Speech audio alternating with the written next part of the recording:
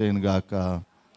దేవుని దాసులు జంగారెడ్డిగూడెం పరిసర ప్రాంతాల్లో దేవుని చేత బలముగా వాడబడుతున్నటువంటి దేవుని దాసులు మనకి పరిచర్యలే.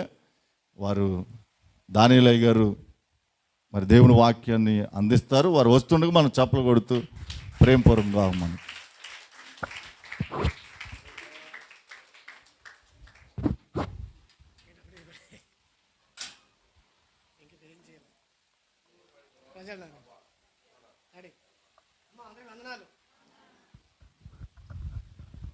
దేవునికి మహిమ కలుగును గాక.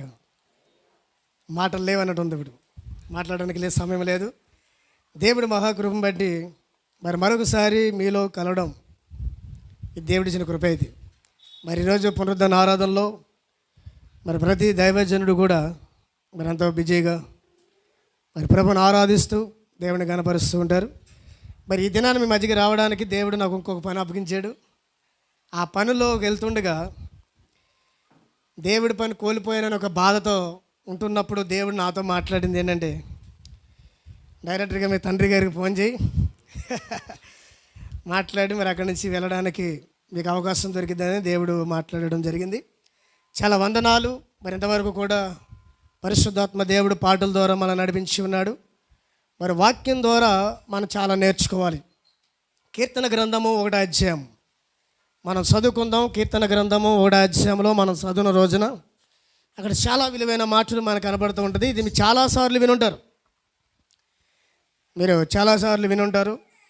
సండే స్కూల్లో చాలామంది పిల్లలు ఇది చదువుతూ ఉంటారు. మీకు ఎలా కనపడుతుంది అంటే ఇది వాక్యము చాలా సింపుల్గాను చాలా సీపుగాను ఇది కనపడుతూ ఉంటుంది. కానీ ఈ 6 వచనాలు మనం చూస్తే మరి కీర్తన గ్రంథంలో రాయన కీర్తనకారులు ఇంచుమించు మరి 150 కీర్తనలు మనకు కనబడుతూ ఉంటాయి.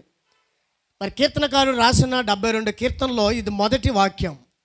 మరి మొదటి వాక్యము ఎంత ప్రాముఖ్యమైందంటే, ప్రకటన గ్రంథంలో ఎంత ప్రాముఖ్యమైన మాటలు ఉన్నాయో ఈ కీర్తన ఒక దాంట్లో అంత ప్రాముఖ్యమైన మాటలు మనకు కనబడుతూ ఉంటాయి. అంటే కీర్తనకిని 1వ అధ్యాయానికి ప్రకటన గ్రంథంలో ఉన్న మాటలకి 7 ముద్రలో ఉన్న మాటలకి మనకు ఆ మాటలు కనిపిస్తూ ఉంటాయి. హల్లెలూయా, దేవుడికి మహిమ కలుగును గాక.